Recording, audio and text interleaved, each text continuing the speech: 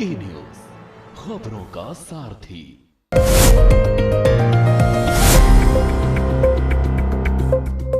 नमस्कार, के न्यूज की खास स्पेशल रिपोर्ट में आपका स्वागत है। मैं हूं मनोज मानस। आज हम फिर हाजिर हैं देश और विदेश की कुछ खास और अहम खबरों के साथ। आज हम सबसे पहले बात करेंगे मनसा देवी मंदिर हादसे की। मनसा देवी मंदिर हरिद्वार में शिवालिक पहाड़ियों पर विल्व पर्वत पर स्थित है। साथ ही हमारी रिपोर्ट में देखिए जमालुद्दीन उर्फ छांगुर का रहस्य लोक।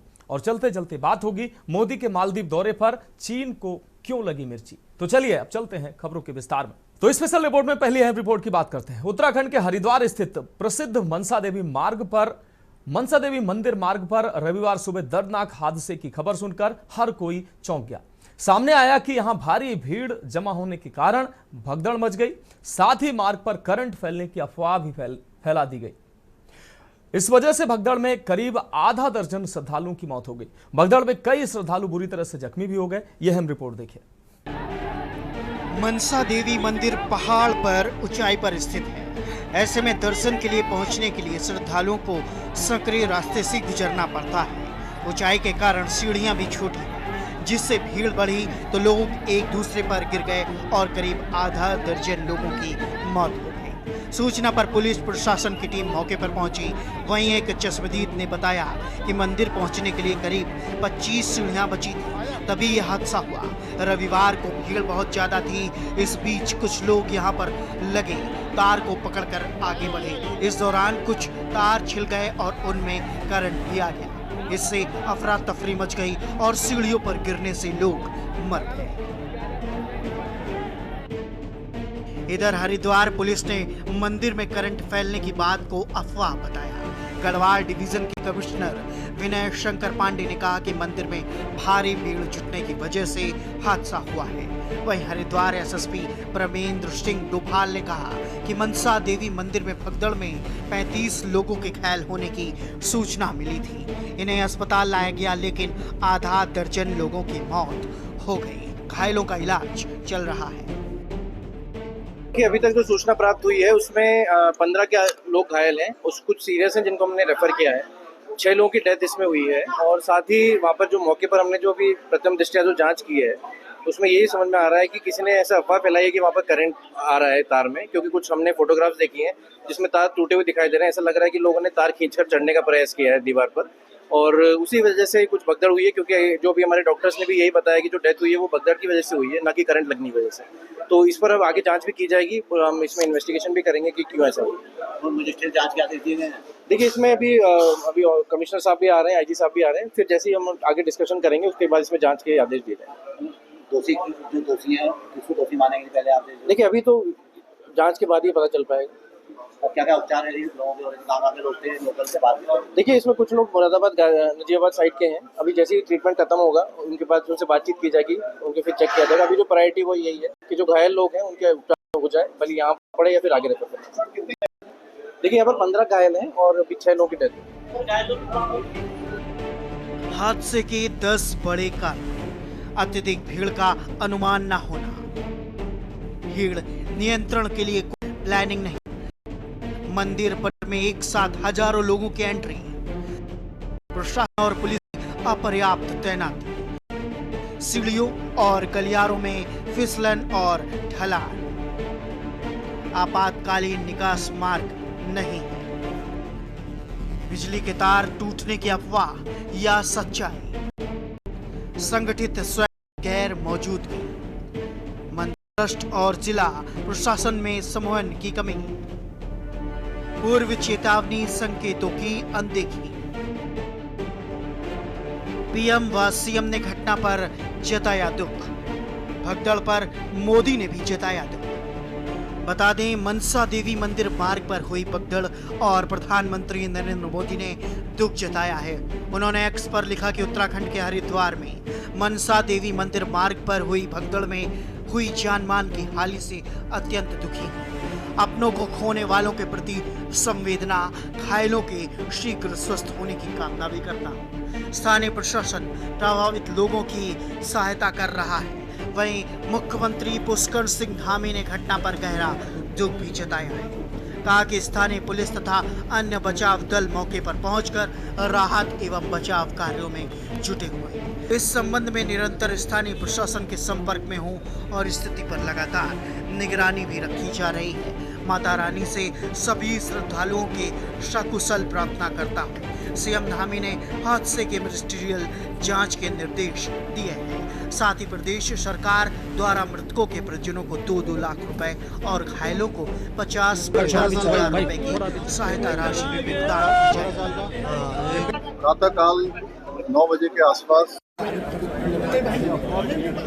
कुछ यहाँ पर करंट जैसा कुछ फैल गया है, उसके कारण से भगदड़ हुई है। इसमें ये दुर्घटना हुई, बहुत दुखद दुर्घटना है और इसके हमने मजिस्ट्रियल जांच के आदेश कर दिए हैं और घायलों को सभी को कुछ यहाँ जिला अस्पताल में और अन्य अस्पतालों में और इसके साथ ही ऋषिकेश एम्स से रिफर कर दिया गया है। सभी घायलों को ठीक प्रकार से उनको इलाज मिले, ये हमारी प्राथमिकता है। सभी अधिकारीगण, सभी लोग रेस्क्यू के काम में लगे हुए हैं। सभी बचाव के काम पूरी तरह से यहाँ पर हो रहा है। हमारा प्रयास है कि जो घायल हैं जल्दी से जल्दी सभी स्वस्थ हों।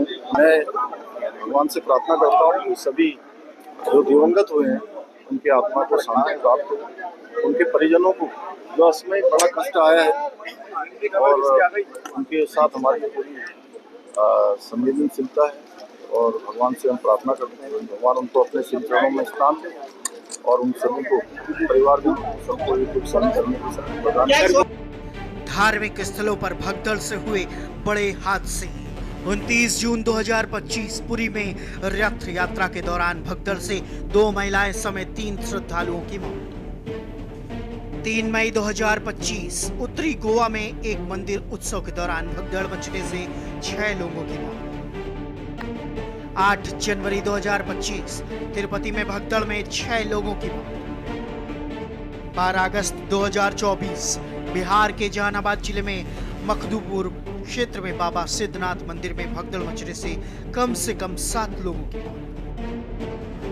2 जुलाई 2024 उत्तर प्रदेश के हाथरस में एक सत्संग के दौरान हुई भगदड़ में 121 लोगों की जान गई। 31 मार्च 2023 इंदौर के एक मंदिर में प्राचीन बावड़ी के ऊपर बने स्लैब गिरने से 36 लोगों की मौत। 1 जनवरी 2022 जम्मू कश्मीर में माता वैष्णो देवी मंदिर में मची भगदड़ में 12 लोगों की मौत। 14 जुलाई 2015 आंध्र प्रदेश के राजमुंद्री में पुष्करम उत्सव में स्नान स्थल पर भगदड़ से 27 तीर्थयात्रियों की मौत। 3 अक्टूबर 2014 दशहरा समारोह में पटना के गांधी मैदान में भगदड़ मचने से 32 लोग मारे गए। 13 अक्टूबर 2013 मध्य प्रदेश के दतिया जिले में रतनगढ़ मंदिर के पास नवरात्रि उत्सव के दौरान भगदड़ में 115 लोग मारे गए। 19 नवंबर 2012 पटना में अदालत घाट पर छठ पूजा के दौरान एक अस्थायी पुल के ढह जाने से मची भगदड़ में करीब 20 लोग मारे गए। 14 जनवरी 2011 केरल के सबरीमाला मंदिर में भगदड़ में 106 तीर्थयात्री मारे गए। 4 मार्च 2010 उत्तर प्रदेश के प्रतापगढ़ जिले में कृपालु महाराज के राम जानकी मंदिर में भगदड़ मचने से 63 लोगों की मौत।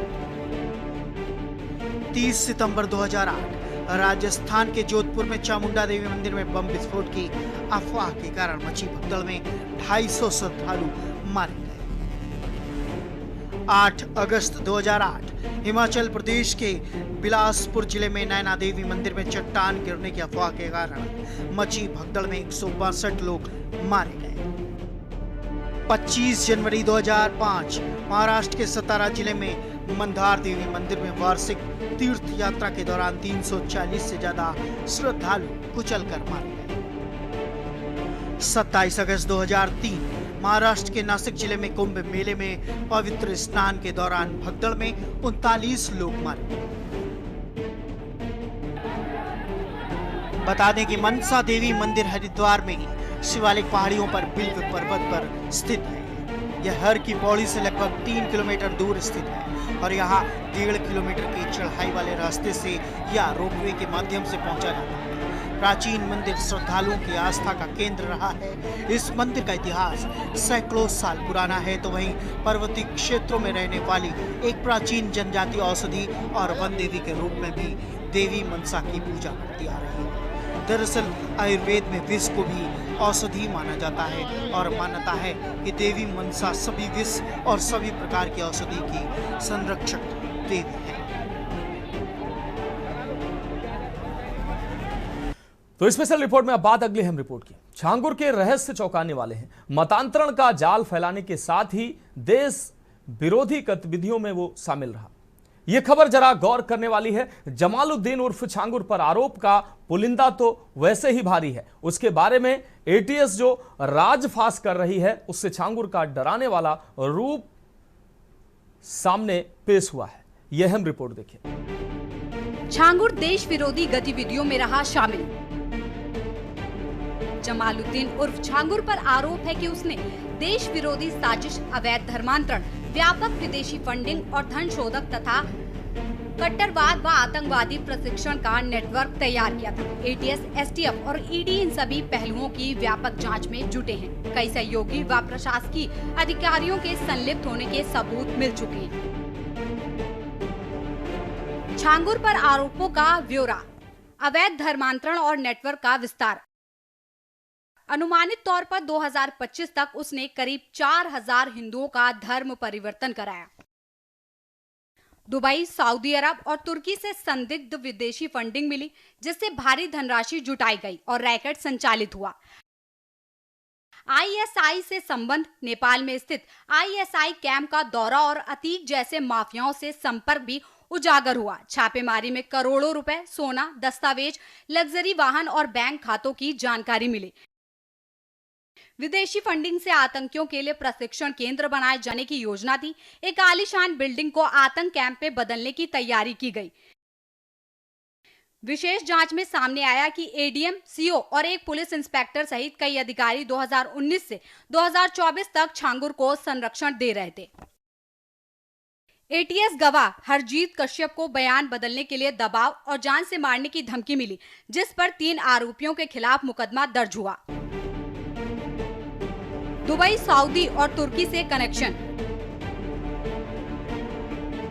बता दें कि जांच में सामने आया कि छांगुर के दुबई, सऊदी अरब और तुर्की से भी संपर्क हैं। फिलहाल सुरक्षा एजेंसियां आशंका जता रही कि उसका संपर्क प्रतिबंधित विदेशी संगठनों से भी हो सकता है। उसके घर से मिली फाइलों में कुछ ऐसे संगठनों के नाम पाए गए जो खुफिया एजेंसियों की नजर में हैं। बता दें कि बलरामपुर जिले से उतरौला क्षेत्र स्थित मधपुर गांव से एक बड़े षड्यंत्र का पर्दाफाश हुआ है। यह छांगुर उर्फ जमालुद्दीन के घर से एटीएस को आपत्तिजनक दस्तावेज और संदिग्ध फाइलें मिली हैं, जिनसे उसके राष्ट्र विरोधी गतिविधियों में लिप्त होने के प्रमाण मिले हैं। एटीएस की शुरुआती जांच में ये खुलासा हुआ कि छांगुर सिर्फ अवैध धर्मांतरण ही नहीं बल्कि राष्ट्र विरोधी गतिविधियों को भी संचालित कर रहा था। उसका गिरोह देश भर में फैला हुआ है, जिसमें 3000 से अधिक लोग सक्रिय बताए जा रहे हैं।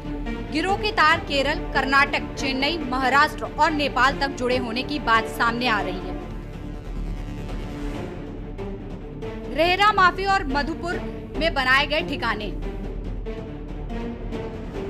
आपको बता दें कि छांगुर ने रेहरा माफी और मधुपुर गांव को अपना अड्डा इसलिए बनाया था ताकि उसके नेटवर्क से जुड़े लोग सुरक्षा एजेंसियों की निगरानी से दूर रह सके। यहाँ से ऑपरेशन चलाने में आसानी होती थी और वो गुप्त रूप से गतिविधियां संचालित कर रहा था। एटीएस ने अब तक छांगुर के 8 करीबियों को बलरामपुर से गिरफ्तार किया है। शेष सहयोगियों को नेटवर्क के अन्य गुर्गों की तलाश जारी है। सुरक्षा एजेंसियां उनके ठिकानों की लोकेशन ट्रेस कर रही है और जल्द ही अन्य खुलासे की भी संभावना है। प्रशासन ने इस पूरे मामले को गंभीरता से लेते हुए जांच को तेज कर दिया है और राष्ट्रीय सुरक्षा से जुड़ी किसी भी साजिश को विफल करने के लिए एजेंसियां सक्रिय हो गई हैं।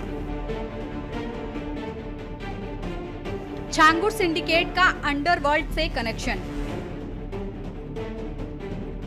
धर्मांतरण के नाम पर देश भर में फैले छांगुर सिंडिकेट की परतें खुलने के साथ ही ये मामला और भी खौफनाक होता जा रहा है। अब जो नई जानकारी सामने आई है उसने सुरक्षा एजेंसियों की चिंता और बढ़ा दी है। खुफिया सूत्रों की पुष्टि से ये साफ हो गया है कि छांगुर का नेटवर्क केवल अवैध धर्मांतरण तक सीमित नहीं था, बल्कि उसका गहरा रिश्ता अंडरवर्ल्ड की दुनिया से भी रहा है। सूत्रों के मुताबिक छांगुर का सिंडिकेट पूरी तरह संगठित, योजनाबद्ध और देश विरोधी गतिविधियों में लिप्त था। स्पेशल डेस्क के न्यूज इंडिया। तो स्पेशल रिपोर्ट में अब ब्रेक का वक्त है। ब्रेक के बाद जल्द हाजिर होंगे।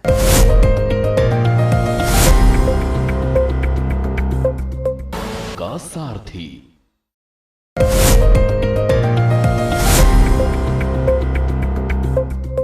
तो स्पेशल रिपोर्ट में अब बात करेंगे अगली अहम रिपोर्ट की।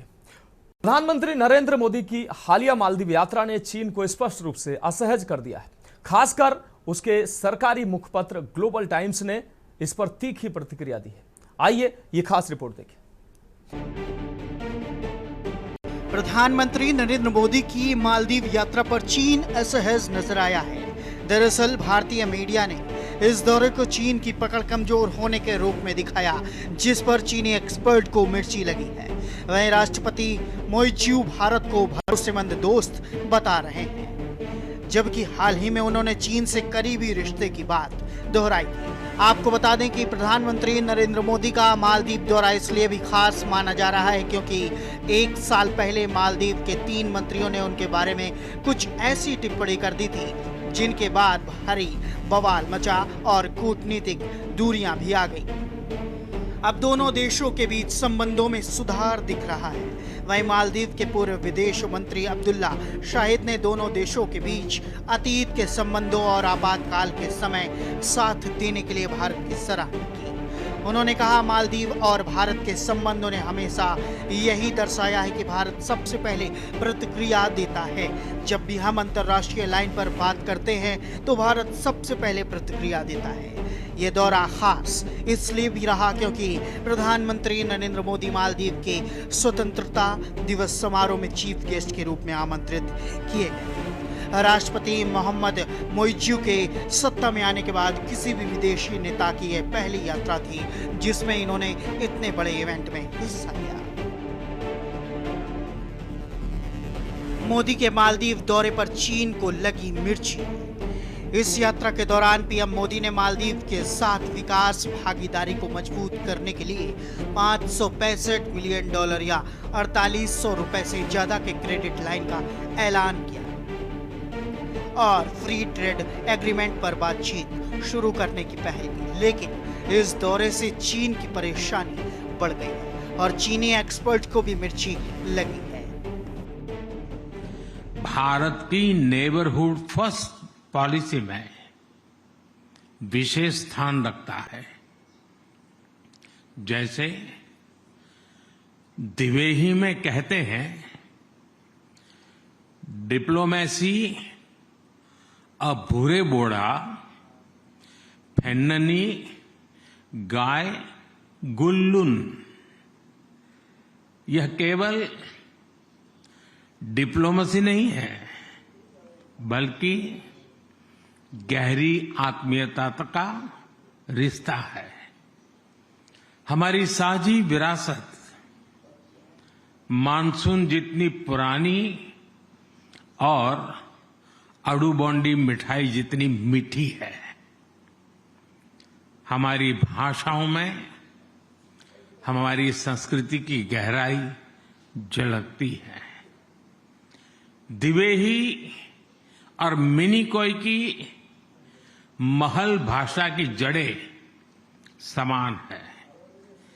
दिवेही में कई शब्द भारत से आए हैं, जैसे बगीचा, हुनर, खबर, जज्बा, फुर्सत। हमारे स्वाद भी मिलते हैं। भारत और मालदीव का कॉम्बिनेशन मसाला और मसहूनी की तरह है। आपको बता दें, चीनी मुखपत्र ग्लोबल टाइम्स ने रिपोर्ट किया कि भारतीय मीडिया ने इस दौरे को चीन की मालदीव में पकड़ कम होने के रूप में दिखाया है। चीनी मीडिया ने भारतीय मीडिया कवरेज का हवाला देते हुए मालदीव के राष्ट्रपति मोहम्मद मोइज्जू के उन बयानों का भी जिक्र किया जिसमें उन्होंने भारत को फर्स्ट रिस्पॉन्डर और सबसे भरोसेमंद साझेदार बताया है। अलग अलग होते हुए भी एकदम परफेक्ट।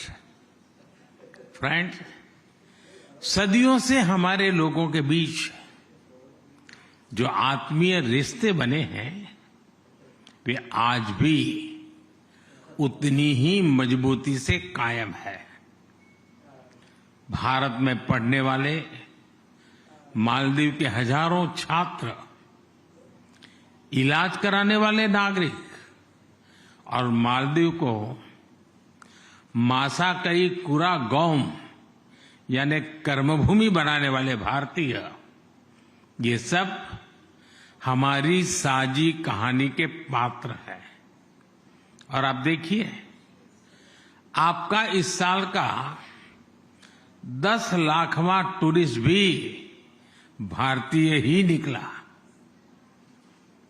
फ्रेंड्स, हम दोनों ग्लोबल साउथ के साथी हैं। इंफ्रास्ट्रक्चर या फिर कैपेसिटी बिल्डिंग। मोइज्जू के भारत के प्रति बदले रुख से चीन असहज। बता दें कि प्रधानमंत्री नरेंद्र मोदी का दौरा मालदीव में भारत और मालदीव के बीच सुरक्षा, आर्थिक और रणनीतिक साझेदारी को गहरा करता है, जो चीन के लिए चिंता का विषय है, क्योंकि इससे चीन की भारत आसान क्षेत्रों में बढ़ती पकड़ प्रभावित हो सकती है। साथ ही मोइज्जू की बदलती नीति ने चीन की उम्मीदों पर पानी फेर दिया है, जिससे वह वंचित और चिंतित हो गए। चीन ने पिछले एक दशकों में मालदीव में बड़ी संख्या में इंफ्रास्ट्रक्चर निवेश किए हैं, जिनकी वित्तीय जिम्मेदारी लगभग 1.314 अरब है। दरअसल चीन को भय है कि भारत चीन रणनीतिक संतुलन बिगाड़ सकता है। 2023 में इंडिया आउट चाइना इन नीति वाले राष्ट्रपति मोइज्जू के चीन प्रथम रुख को आर्थिक संकट और चीन की ओर से अपेक्षित मदद न मिलने की वजह से धीरे धीरे सब बदल गया। अब मोइज्जू भारत के समर्थन को स्वीकृति दे रहे हैं और पीएम मोदी की सराहना करते हुए दोनों देशों के बीच दीर्घकालिक साझेदारी की बात कर रहे हैं। स्पेशल डेस्क, के न्यूज इंडिया। स्पेशल रिपोर्ट में आज के लिए मेरे साथ इतना ही। मुझे दीजिए इजाजत और आप देखते रहिए के न्यूज इंडिया।